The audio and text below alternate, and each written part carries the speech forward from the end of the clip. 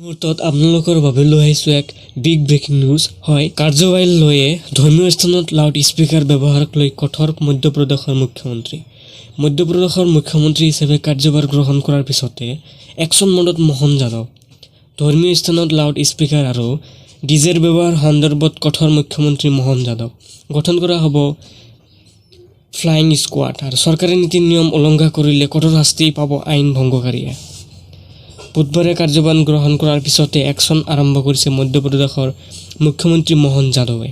মুখ্যমন্ত্ৰী হিচাপে দায়িত্ব গ্ৰহণৰ পাছতে মুখ্যমন্ত্ৰীয়ে ধৰ্মীয় স্থানত লাউড স্পীকাৰ আৰু ডিজেৰ ব্যৱহাৰ সন্দৰ্ভত এক নিৰ্দেশনা জাৰি কৰিছে।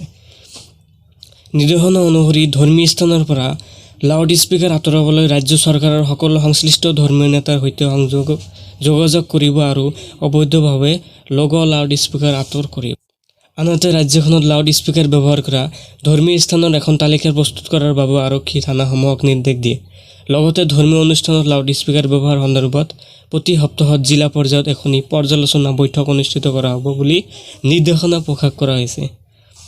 মধ্যপ্ৰদেশৰ শব্দ নিয়ন্ত্ৰণ আইন, শব্দ প্ৰদূষণ নিয়ম 2000ৰ লগতে ৰাজ্যখনৰ ধৰ্মীয় স্থান আৰু অন্য স্থানৰ সন্দৰ্ভত উচ্চতম ন্যায়ালয় আৰু উচ্চ ন্যায়ালয়ে জাৰি কৰা নিৰ্দেশনা অনুসৰি এই সিদ্ধান্ত গ্ৰহণ কৰা হৈছে বুলি জানিব পৰা গৈছে। নিৰ্দেশনাটোত কোৱা হৈছে যে আগতীয়াকৈ অনুমতি গ্ৰহণ নকৰিলে লাউড স্পীকাৰ বা অন্যান্য শব্দ যন্ত্ৰ উচ্চ স্বৰত বজোৱা সম্পূৰ্ণৰূপে নিষিদ্ধ হ'ব। ইয়াৰ বাবে গঠন কৰা হ'ব ফ্লাইং স্কোৱাড। সকলো জিলাৰ ধৰ্মীয় আৰু ৰাজহুৱা স্থানত ছাডেন ভিজিট কৰিব ফ্লাইং স্কোৱাডৰ দলে আৰু যাতে লাউড স্পীকাৰ নিয়ন্ত্ৰণ কৰিব পাৰে।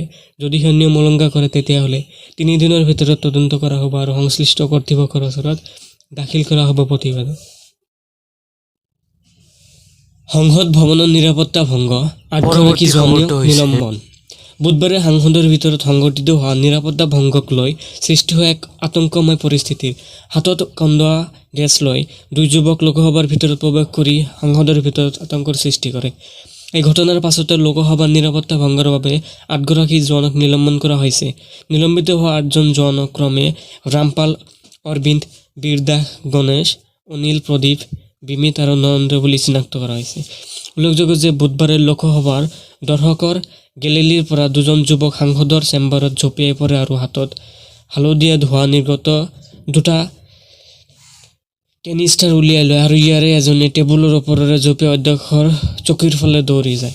ইফালে সাংসদৰ বাহিৰত 1-2জন যুৱক যুৱতীয়ে একেধৰণে হাতত ৰঙা আৰু হালধীয়া ৰঙৰ ধোঁৱা নিৰ্গত কন্দুৱা গেছ লৈ এক নায়কত্ববাদৰ বিৰুদ্ধে শ্লোগান আওৰাও প্ৰতিবাদ সাব্যস্ত কৰে। লোকসভাৰ ভিতৰত আতংকৰ সূচনা কৰা সাগৰ শৰ্মা আৰু মনোৰঞ্জনক দিগ কেইগৰাকীমান সাংসদ আৰু নিৰাপত্তাৰক্ষীয়ে ধৰি লৈ আৰক্ষীক গতাই দিয়ে।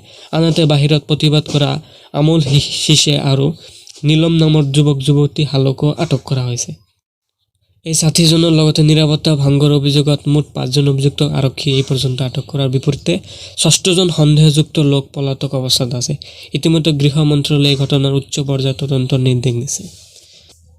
মুহূৰ্তত আপোনালোকৰ বাবে লৈ আহিছোঁ এক বিগ ব্ৰেকিং নিউজ। হয়, কাৰ্যবাহী লৈয়ে ধৰ্মীয় স্থানত